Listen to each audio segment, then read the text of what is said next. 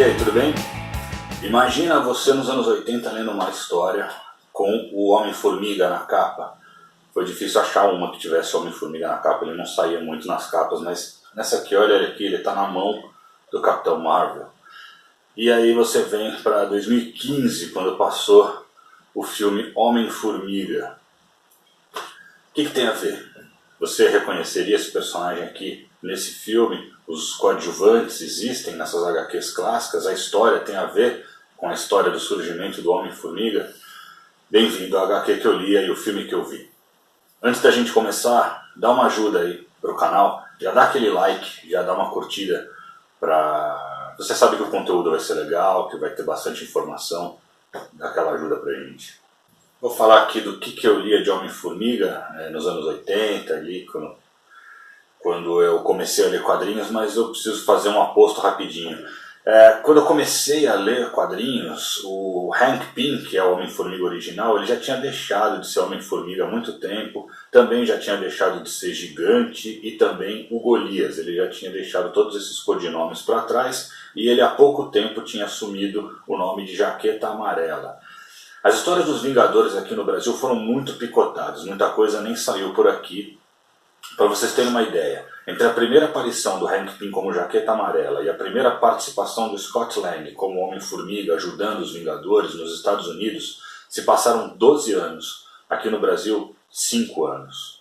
Várias fases foram puladas. O Homem-Formiga da minha época, portanto, era o Scott Lang. Eu tenho a revista em que ele apareceu pela primeira vez, só como Scott Lang, ele ainda não era o Homem-Formiga. Isso aconteceu aqui, ó, em Heróis da TV 91 de abril de 1987. Mas foi na Heróis da TV 98 em que saiu a história que eu falei que o Scott Lang, já como Homem-Formiga, ajuda os Vingadores. É uma história em que eles enfrentam o treinador. Uma história bem legal, desenhada pelo George Pérez. Eu tenho mais alguma coisinha ali, aqui, que apareceu o Homem-Formiga do Scott Lang, mas nada muito significante. Foi só agora, recentemente, primeiro aqui, em Coleção Histórica Marvel Os Vingadores 7, que saíram as primeiras aventuras do Hank Pym como Homem-Formiga. Tudo isso, muitas dessas histórias estavam inéditas aqui no Brasil. Aqui a gente tem as primeiras histórias, tanto do Hank Pym como da Vespa. E um pouco depois saiu isso aqui, Homem-Formiga Mundo Pequeno, que tem a primeira aparição do Hank Pym, que também estava inédita aqui no Brasil, e as histórias em que o Scott Lang se torna o Homem-Formiga, que eu ainda não tinha. Elas tinham saído aqui no Brasil, na revista do Hulk, em 1984, mas eu ainda não colecionava nessa época. Foi a primeira vez que eu tive aqui o Scott Lang se tornando o Homem-Formiga pela primeira vez.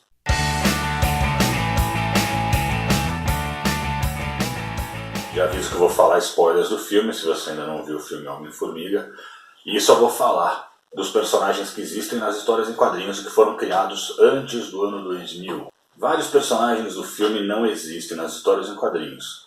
O personagem do Bob Cannavale, que é o Paxton, do Michael Peña, que é o Luis, que é um personagem no filme bem legal, o do Tip Harris, que é o Dave, do Wood Harris, que é o Gale, e do David Dastmalchian, que é o Kurt. Todos esses personagens não existem nas histórias em quadrinhos, foram criados diretamente para o filme. A personagem da Judy Greer, a Maggie, também não existe nas histórias em quadrinhos. Existe a ex-mulher do Scott Lang nas histórias em quadrinhos, mas o nome dela é Peggy, não Maggie. O personagem Mitchell Carson, que é interpretado por Martin Donovan, surgiu nas histórias em quadrinhos em 2006. Eu não saberia quem ele é. Uma curiosidade bem legal é que o Garrett Morris, esse ator aqui, que é um dos membros originais do programa Saturday Night Live, interpreta um motorista de táxi no filme. Num sketch de 1979 do Saturday Night Live, aparecem vários super-heróis e o Morris interpreta o Homem-Formiga nessa cena. E eles quiseram homenageá-lo, colocaram ele numa pontinha no filme. E uma atriz chamada Hayley Lovett aparece bem rapidinho como a Janet Van Dyne, que a gente já sabe que é a Vespa, e que quem vai interpretar ela no segundo filme vai ser a Michelle Pfeiffer.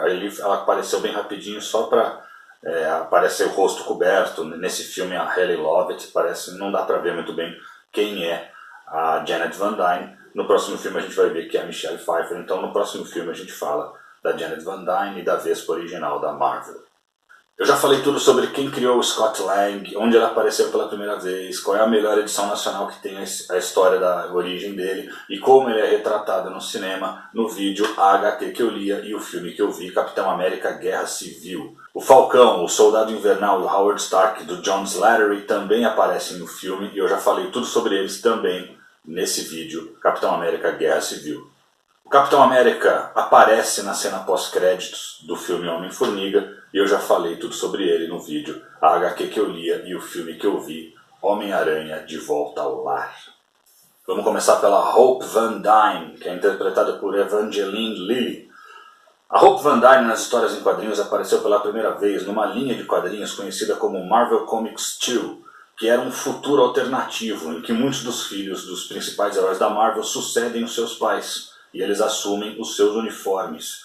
É a mesma realidade da Garota Aranha, que é um personagem que ficou bem popular entre os fãs ali da Marvel. A primeira aparição da Hope Van Dyne foi na revista A-Next, número 7, de 1999.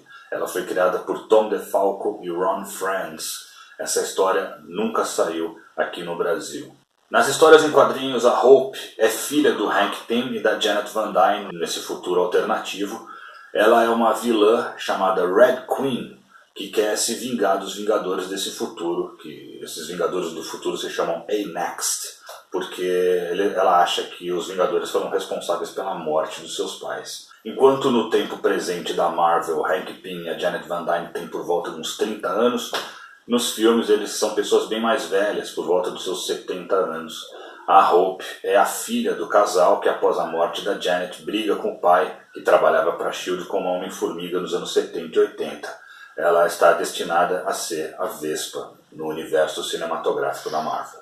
O Darren Cross é interpretado por Corey Stoll. No filme, o Darren Cross se torna o Jaqueta Amarela. Nas histórias em quadrinhos, Jaqueta Amarela é uma das identidades do Hank Pym. A primeira aparição do Darren Cross foi em Marvel Premiere 47 de 1979. Ele foi criado por John Byrne e David Michelini. A melhor edição brasileira com essa história é Homem-Formiga, Mundo Pequeno da Panini de 2015. Nas histórias em quadrinhos, o Cross é um milionário. Ele tem um problema de coração e usa um marca-passo núcleo orgânico experimental para salvar sua vida. O problema é que, como efeito colateral desse negócio, esse marca-passo que está no coração dele, deixa ele super forte e meio deformado, e o coração dele começa a ser queimado, tá mexendo ali com radioatividade, e ele está com pouco tempo de vida. Ele então sequestra uma doutora para salvar a vida dele, só que é a mesma doutora que o Scott Lang estava procurando, que é a única pessoa que podia salvar a filha dele que estava muito doente. Então eles acabam entrando em conflito. No filme, o Cross dirige as empresas Pym no lugar do Hank Pym. O Pym acabou se tornando recluso depois da morte da esposa e o Darren Cross ficou ali tocando a empresa. Só que o Darren é um cara muito inescrupuloso e após descobrir o segredo das partículas Pym, ele acaba usando as partículas para criar a armadura do Jaqueta Amarela e ele planeja vender essa armadura em larga escala para a Hydra. Hank Pym.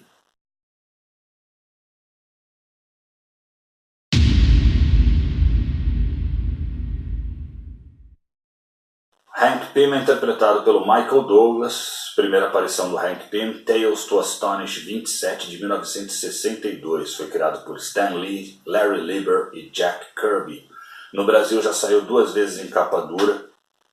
A primeira vez foi no número 1 dos clássicos da Salvat, a Marvel Origins da década de 60, e também saiu em Os Heróis Mais Poderosos da Marvel 45, Hank Pym. Mas eu não tenho nenhuma dessas duas porque eu já tenho essa aqui que saiu primeiro, que foi Homem-Formiga, Mundo Pequeno. Nas histórias em quadrinhos, o Hank Pym surgiu numa história que não era de super-herói, que foi publicada antes de existir o universo Marvel, antes dele se estabelecer como a gente conhece hoje. Nessa história, ele é um cientista que desenvolve uma partícula que permite a ele ficar minúsculo. Ele acaba entrando num formigueiro e acaba se perdendo, sendo perseguido por um exército de formigas. É naquela fase que a Marvel fazia histórias meio de horror, então uma coisa meio assustadora, ele ali no meio das formigas. Quando as histórias de super-heróis começaram a dar certo na Marvel, o Stan Lee falou, vou pegar aquele personagem lá e vou transformar ele num super-herói também. E aí transformou o Hank Pym, deu um uniforme para ele e ele se tornou o Homem-Formiga. Nos quadrinhos, o Hank Pym nunca se sentiu muito confortável com esse seu papel de herói. Ele começa como Homem-Formiga, logo ele muda de identidade para Gigante, depois vira Golias, e depois Jaqueta Amarela, e por aí vai, nunca para. O personagem, com o passar dos anos, acabou sendo retratado como uma pessoa mentalmente instável por conta do uso excessivo das partículas Pym. Ele até foi retratado batendo na esposa dele, a Janet Van Dyne, num momento em que ele estava ali meio fora de si. E no filme, o Pym é um homem bem mais velho. Ele trabalhava como Homem-Formiga em missões do governo com a esposa dele, que usava o nome de Vespa, mas numa dessas missões, o uniforme da Janet acaba encolhendo indefinidamente e ela é lançada no microverso, ela desaparece da existência.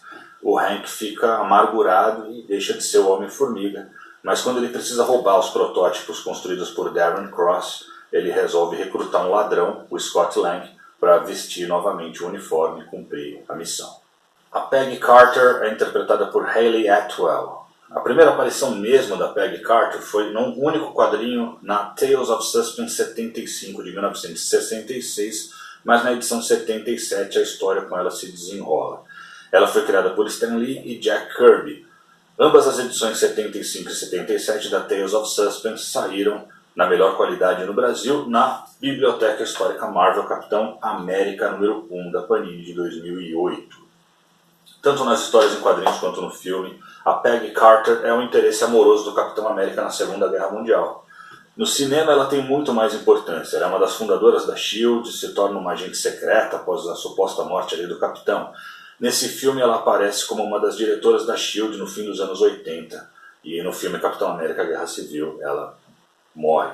A Cassie Lang é interpretada por Abby Ryder Fortson. A primeira aparição da Cassie foi em Marvel Premiere 47 também. Nas histórias em quadrinhos, ela surge pela primeira vez quando ainda é criança, é a filha do Scott Lang, está muito doente, ela serve como motivação para o Lang roubar o uniforme do Homem-Formiga para tentar salvar a vida dela. O que eu não ia saber vindo dos anos 80 é que hoje ela cresceu, é uma adolescente e se tornou uma super-heroína também, chamada Estatura. No filme é uma criança, mas não está doente. O Lang está tentando se aproximar dela, ela adora o pai, mas a ex-mulher dele e o novo marido dela não o querem por perto porque ele é um ex-presidiário.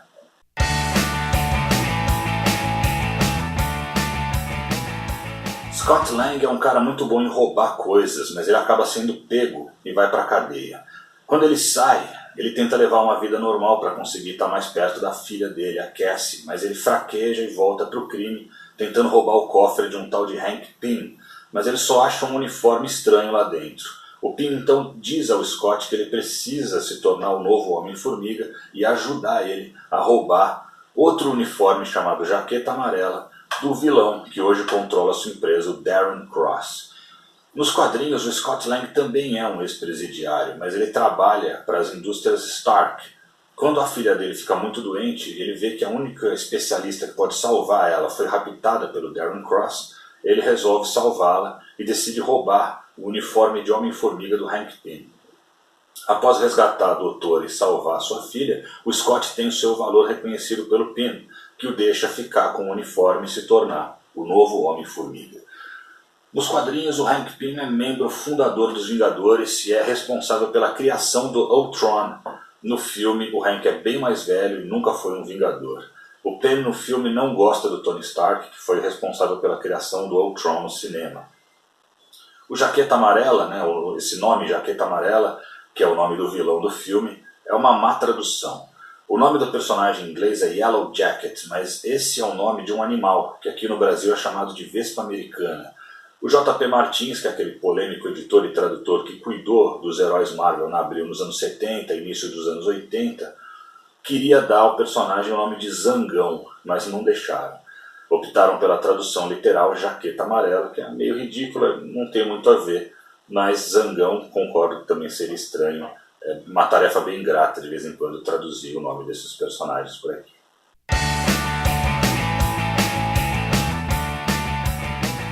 O que é melhor? As HQs com o Homem-Formiga que saíram no Brasil nos anos 80 e 90 ou o filme Homem-Formiga? a verdade precisa ser dita, né? Não teve nenhuma história sensacional como Scott Lang como Homem-Formiga nos anos 80 e 90 no Brasil. Na verdade, nem do Hank Pym como Homem-Formiga eram lá essas coisas as histórias, a não ser quando ele estava com os Vingadores. Então aqui a escolha é bem fácil, o filme é melhor.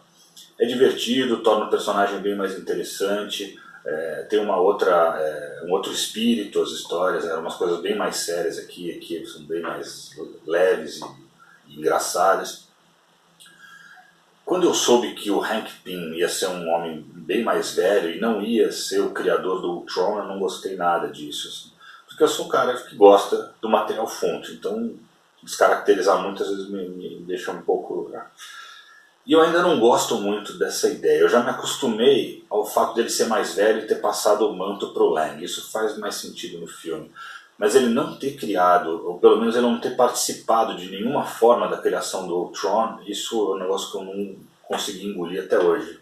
Porque, mesmo que ele não pudesse participar do filme Vingadores Era de Ultron, então você poderia dizer que o Stark se baseou em algum conceito do Pym, alguma coisa, pelo menos citar o nome dele com alguma participação, mas desvincular totalmente isso, que é uma coisa tão importante ali no cânone da Marvel, uma coisa realmente eu não gostei muito. É isso aí, mais uma vez obrigado. Se você ainda não curtiu, curte agora o vídeo, se inscreve no canal, clica no sino para receber as notificações e a gente está de volta em breve aí, com mais uma HQ que eu li e um filme que eu vi.